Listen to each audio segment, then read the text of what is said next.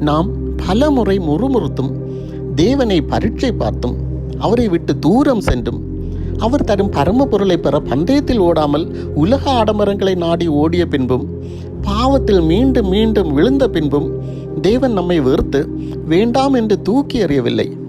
ஏன் தெரியுமா? பிதாவாகிய தேவன் நம்மை ஒரு விலை உயர்ந்த பொக்கிஷமாக கருதுகிறார்.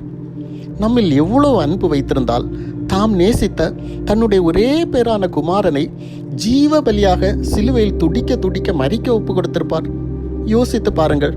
பிதாவாகிய தேவன் அவரை நேசிக்கிறது போலவே அவர் நம்மையும் நேசிக்கிறபடியால் தான் இயேசு நம்மை பாவத்தின் அடிமைத்தனத்திலிருந்து மீட்டெடுக்க தன் சொந்த இரத்தத்தை விலை கிரயமாக கொடுத்து நம்மை வாங்கினார். நாம் பெரிய விலை கிரயம் கொடுத்து வாங்கப்பட்ட பொக்கிஷம். நாம் அதிக விலை கொடுத்து வாங்கின பொன்னையோ பொக்கிஷத்தையோ அழுக்காகிவிட்டது என்று தூக்கி எறிவோமா? அதை மீண்டும் சுத்திகரித்து அலங்காரமான அணிகலன்களாக அணிந்து கொள்வோம் அல்லவா?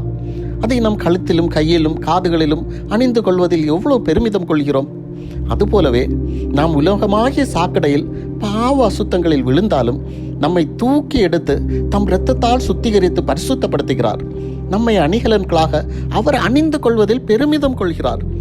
இதை புரிந்து இனியாவது அவரை சாத்தானுக்கு முன் வெட்கப்படுத்தாமல், அவர் மனதை புண்படுத்தாமல், அவரை துக்கப்படுத்தாமல், இயேசுவை மீண்டும் மீண்டும் சிலுவையில் அறையாமல் பரிசுத்த ஜீவிதம் செய்ய நம்மை அவருக்கு ஒப்பு கொடுப்போம்.